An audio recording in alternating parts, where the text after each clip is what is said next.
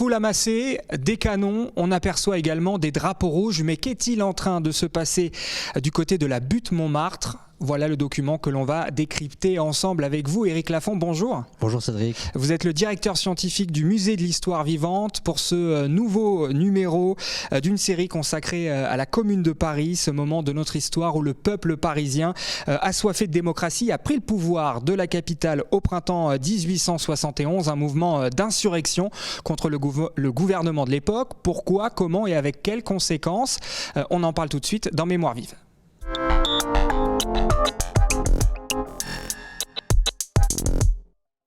Et donc ensemble, Éric Lafont, on va s'attarder sur ce document que j'ai brièvement décrit il y a quelques secondes. De quoi s'agit-il ?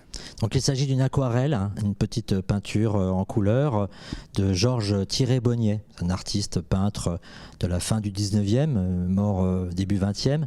On peut voir donc une scène qui se déroule sur les hauteurs de Montmartre.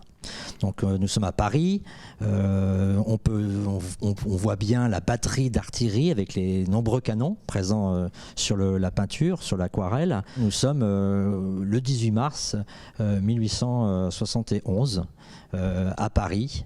On aperçoit des soldats sur le document.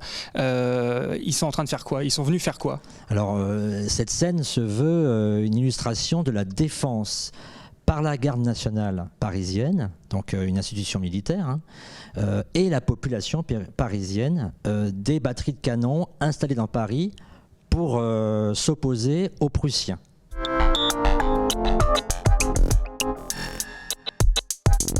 Donc c'est le gouvernement de l'époque qui décide d'enlever d'une certaine manière la force de frappe de la garde nationale en enlevant les armes, c'est ça ?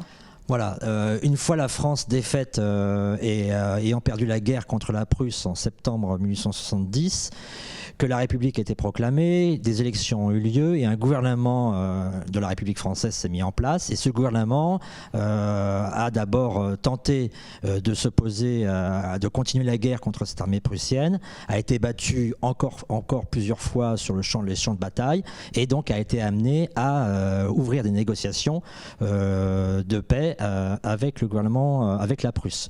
Donc c'est passé par un armistice d'abord, et donc c'est passé par des exigences par la Prusse. L'exigence de la Prusse, c'est de désarmer la capitale parisienne, dont la population veut encore se défendre. Voilà. Donc le gouvernement français prend la décision le 17 mars en Conseil des ministres avec le maire de Paris, Jules Ferry, et le gouverneur de Paris, un militaire, de venir à Paris, d'envoyer un détachement militaire de près de 8000 hommes pour s'emparer de ces batteries de canons. Voilà, des canons qui appartiennent donc à cette garde nationale. Il faut quand même en dire un mot, expliquer notamment de qui elle est composée. Alors, la garde nationale, c'est une institution militaire qui date de la Révolution française, qui est un régiment, on va dire, pour aller vite, de défense des villes, donc là de Paris. Voilà. Elle est composée de militaires, avec une hiérarchie, des officiers supérieurs, sous-officiers, etc., des soldats. Et cette garde nationale parisienne, dans le contexte de l'époque, elle prend fait et cause pour le refus de la capitulation et la défense de Paris. D'accord. Et cette date, cette scène du 18 mars, vous l'avez dit tout à l'heure, ça va tout simplement marquer le début de la Commune de Paris. C'est un petit peu la date officielle. Tout à fait. Les Parisiennes et les Parisiennes ne s'attendent pas à ce qu'un détachement militaire pénètre dans la ville de Paris à 3h du matin, parce que les opérations commencent à 3h du matin, et viennent pour s'emparer de différentes batteries de canons qui sont à Belleville ou à Montmartre. Alors, ce qu'il faut savoir, ce qu'il faut rajouter, c'est que ces canons, en plus, ont été payés par souscription par la population parisienne. Donc il y a aussi un instinct patriotique, mais il y a aussi le fait que ces canons... On se fait voler. Voilà, on se fait voler. Par qui ? Par Thiers, par des bourgeois ou des libéraux qu'on ne connaît pas, voilà, pour lequel d'ailleurs on n'a pas voté, puisque Paris a voté républicain grandement et pas monarchiste ou bonapartiste. Et donc on a le sentiment, dans la matinée, l'alarme est donnée, la garde nationale commence à mobiliser la population, et cette scène est très connue parce parce qu'à Montmartre, on a des contingents de femmes parisiennes, avec Louise Michel notamment, qui vont venir défendre ces canons et fraterniser avec les soldats qui sont venus pour prendre ces canons.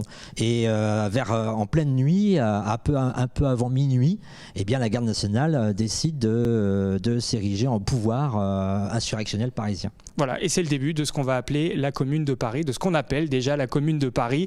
Le 18 mars, c'est donc le début de cette parenthèse d'histoire dans la capitale. Pour aller plus loin, plus spécifiquement sur cette prise des canons, on va continuer, nous évidemment, dans cette série de vidéos à parler de la Commune de Paris. Mais là, si on veut faire une petite ouverture vers un livre autour de cette prise des canons, on peut se tourner vers quel bouquin ? Jacques Rougerie, Paris libre 1871. Ça se trouve en poche, c'est très bien. Ok, donc vous avez la référence, vous prenez note et puis on vous laisse vous procurer le livre. Merci beaucoup Éric Lafont, directeur scientifique du musée de l'histoire vivante de Montreuil. La série autour de la Commune de Paris continue. À très vite donc sur TVM. Salut.